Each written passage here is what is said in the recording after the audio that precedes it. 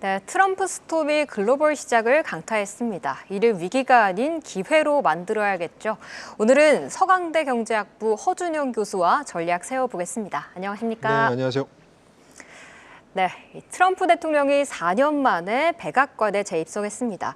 역시 그 존재감은 좀 첫날부터 다양한 행정명령을 통해서 각인을 시켰는데요.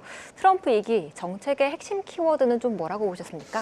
저는 트럼프 1기가 그대로 지속되는 것 같은 느낌이라고 생각을 하고 있고요. 오늘 들어온 것을 보면 어쨌든 간에 더 강력한 버전의 미국 우선주의 그리고 바이든 지우기가 저는 핵심 키워드라고 생각하고요. 실제로 행정명령 중에 바이든 대통령, 전 대통령이 이제 오피스에서 물러나기 전에 했던 행정명령들 다 하고 다 캔슬하고 나는 더 많이 석유 수출도 하겠다 등등의 정책, 그리고 불법 이민 같은 경우 바이든 때 굉장히 잘못했다, 나라면 더 잘할 수 있다 하겠다라는 정책, 이런 정책들, 그리고 트럼프 1기 때 제일 먼저 했던 정책 파리 기후협약 탈퇴, 여전히 제일 정책이었습니다. 네, 역시 바이든 지우기가 가장 두드러졌던 것 같은데, 근데 우리가 좀 걱정했던 부분이 바로 좀 첫날부터 관세를 때리겠다였는데 이거는 좀 아니었어요. 네, 지금 환율 보시면 아시겠지만 오늘 환율이 조금 많이 내려왔습니다. 왜 내려왔을까를 생각해 보면 우리가 트럼프 2기가 시작됐을 때 첫날부터 관세에 대해서 굉장히 강한 얘기들이 나올 것 같았는데 그런 얘기들이 없었습니다. 다만 오늘 얘기 마지막에 트럼프가 했던 얘기는 결국은 미국이 캐나다랑 멕시코에 대해서는 맞아요. 원래 취임 첫날부터 관세 부과하려던 거 2월 1일부터 25%할 수도 있다. 그 다음 가로 열고는 알아서 너네들 패키지 준비해와. 요거 때문에 맞아요. 전반적으로 시장은 생각보다 관세가 세게 안 들어온 첫날이었네 라는 것 때문에 조금 반색했던 것은 있던 것 같습니다. 근데 좀 시장은 그래도 좀 시간을 줬다라고 평가를 하는 것 같은데, 우리도 동맹국이지 않습니까? 좀 우리한테는 어느 정도까지 좀 관세를 부과할 것으로 전망하시나요? 우리라고 특별히 관세에 대해서 혜택을 줄 것 같지는 않고요. 전반적으로 관세라는 건 굉장히 전 세계적으로 중국을 제외하고는, 왜냐하면 중국에는 더 세게 때릴 것이 분명하기 때문에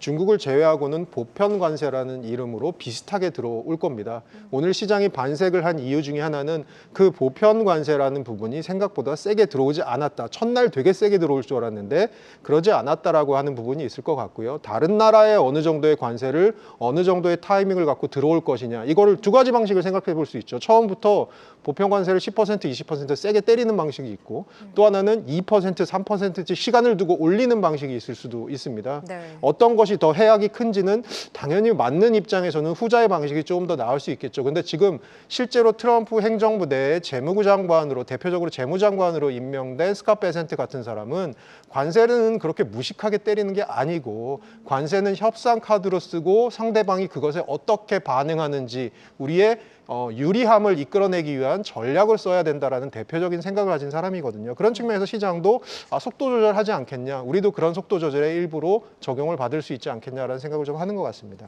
우리도 좀 어느 정도 그냥 비슷한 규모의 관세가 좀 적용이 될 것으로 보인다는 의견을 주셨는데요. 이 관세와 세금을 또 걱정하는 이유 중에 하나가 물가를 좀 더 가파르게 올릴 수 있기 때문이지 않습니까? 인플레이션 우려가 계속되는 가운데 좀 트럼프 2기의 경제 성장률 전망은 좀 어느 정도로 보십니까? 지금 제가 가장 쇼킹한 숫자는 작년에 IMF에서 냈던 숫자인데요. 한 2024년까지 전 세계 경제 성장 경로를 그리고 2024년 이후의 성장 경로를 한번 추산을 해봤습니다. 네. 이게 의미 있는 건 트럼프 당선 이후에 추산을 해봤는데요. 다른 나라들은 성장 경로들이 완만하게 올라가는데 미국만 성장 경로가 가파르게 올라갑니다. 그 얘기는 무엇이냐? 미국이 전 세계의 성장 엔진을 끌어다가 쓰는 정도의 성장을 앞으로 할 것이다. 그것의 중심엔 트럼프 2기 행정부가 있을 것이라는 거죠. 그렇게 봤을 때 작년에 트럼프 당선 이전에는 전 세계 성장률 전망치를 조금씩 조정했던 각 기관들이 트럼프 당선 이후에는 미국과 인도는 거의 성장률을 올리고 나머지 국가들은 다 성장률을 깎았다. 그것은 우리가 오늘 말씀 나눴던 관세가 전 세계적으로 들어오면서 전 세계 무역이 줄어들고, 그 줄어드는 것을 통해서 전 세계 경제들이 대부분 피해를 볼 텐데, 그 피해를 안 보면서 가장 크게 성장할 수 있는 나라는 거의 미국 유일하지 않겠냐라고 보는 것 같습니다. 그런 측면에서는 현재까지도 미국이 저렇게 고금리를 오래 유지했는데 미국 경제가 그 어려운 걸 버텨냈었잖아요.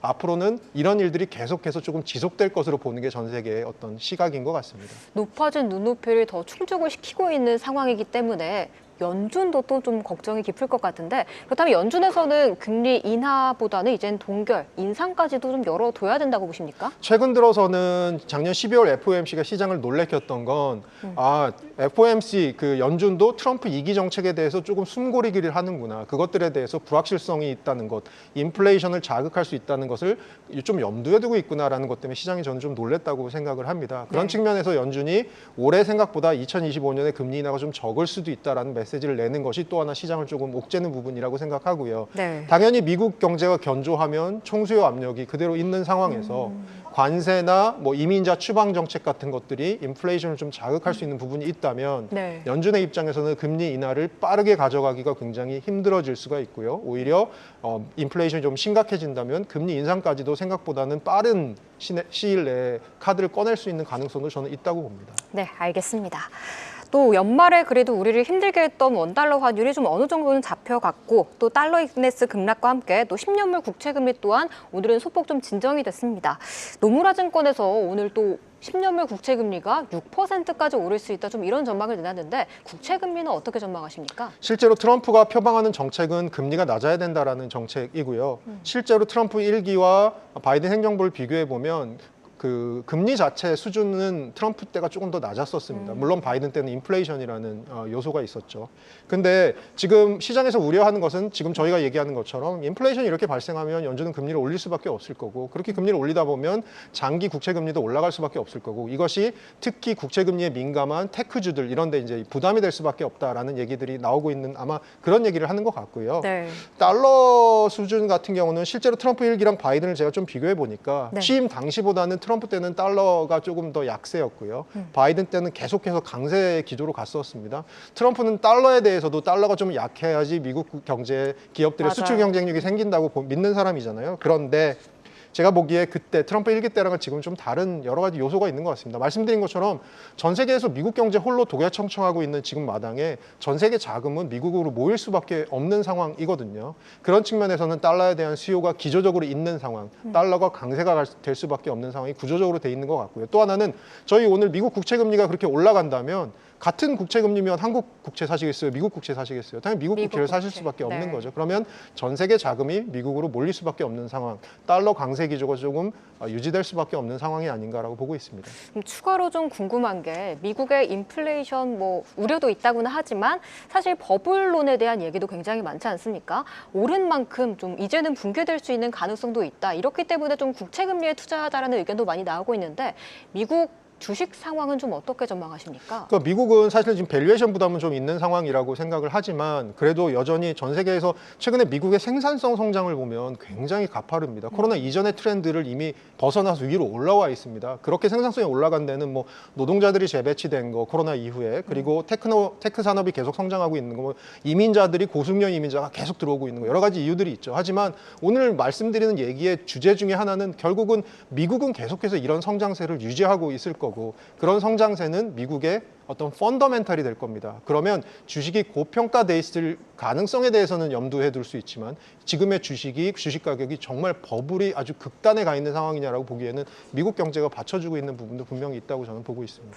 요즘 굉장히 다들 우려 섞인 이야기를 많이 주셨었는데 굉장히 좀 다른 뷰를 제시해 주시니까 좀 신선하게 느껴집니다. 우리 시장 좀 이야기를 해보자면요. 다음 주는 또 일주일 휴장에 들어가고 이제는 좀 사실 2월장이 시작이 되는데 계속 우리 내부적으로 좀 정치적인 리스크도 있지 않습니까? 좀 내년 다음 달 전망은 좀 어떻게 세우고 계십니까? 그거는 저는 우리나라 정치적 불안정성이 얼마나 지속되는지의 함수라고 생각을 하고요. 이것들이 사실은 최근에 안 좋은 국면인 건 저는 이렇게 생각합니다. 뭔가 하나가 이 국면이 조금 불확실성이 거쳐지는 방향으로 뭔가가 일어나면 또 반대로 안 좋은 일이 또 한 번 일어나고 계속해서 이런 것들을 통해서 시장과 외국인 투자자들을 좀 안 좋은 쪽으로 서프라이즈 시키고 있다는 부분이 저는 있는 것 같아요. 이런 것들이 빨리 마무리되는 것이 결국 우리 경제가 생각해 보시면 지금 비상계엄 국면이 있기 이전에도 이미 한국 피크 친 거 아니야? 한국 산업들에 대해서 반도체 잘 하고 있는 거야라는 이슈들이 나왔던 거잖아요. 미국의 경제가 잘 나가는 것과는 다르게 우리나라 경제는 굉장히 지금 구조적 취약성에 노출되어 있는 상황입니다. 여기에 정치적 불안정성까지 얹어져 있는 상황이라서 이것이 얼마나 빠르게 해소되는지가 저는 단기적으로는 가장 중요한 이슈라고 생각합니다. 그렇죠. 올해 내내 사실 기업들의 성장률에 대한 전망도 굉장히 보수적인 편이잖아요. 네, 맞습니다. 정치적 리스크도 좀 빨리 해결이 돼야지 코리아 디스카운트도 좀 해결되지 않을까 하는 생각이 듭니다. 또 궁금한 점이 있는데요. 우리 시장 그래도 오늘 2차 전지 관련주들이 굉장히 트럼프 효과를 맞으면 트럼프 피해를 받으면서 많이 떨어졌습니다. 하지만 반도체 같은 경우 이 TSMC나 트럼프 측에서 칩스법은 이제 그래도 계속 줄 수 있다라는 얘기가 나오고 있는데 반도체 관련주들은 어떻게 전망하십니까? 제가 농담 삼아서 말씀드리는 건데요. 항상 이런 얘기입니다. 반도체는 비행기에 실을 수 있지만 2차 전지는 발열 문제 때문에 비행기에 실을 수 없습니다. 반도체 공장은 꼭 미국에 있을 필요 없거든요. 그러면 미국이 보조금을 줄 인센티브가 충분히 존재합니다. 그리고 반도체 공장 우리나라가 그리고 TSMC가 세우려고 하는 데가 대부분 공화당 지역주이기 때문에 이런 주에서의 정치적 반발도 굉장할 겁니다. 그런 네. 측면에서 반도체에 대한 보조금은 당분간 유지될 수 있지 않을까. 좀 액수가 조정될 수는 있겠지만 이것들을 아예 없애자라는 얘기를 트럼프 행정부에서 하기는 그렇게 쉽지 않은 그런 상황이라고 보고 있습니다. 네, 오늘 2차 전지가 이렇게 전반적으로 약세를 보이면서 좀 반도체 쪽도 걱정을 했는데 비행기에 실을 수 있을 만큼 조금 더 긍정적인 해법이 나오길 바라보겠습니다. 지금까지 서강대 경제학부 허준영 교수와 이야기 나눠봤습니다. 오늘 말씀 고맙습니다. 계속해서 다양한 경제 이슈를 알고 싶다면 구독과 좋아요, 알림 설정 부탁드립니다. AI 캐스터 권미정이었습니다.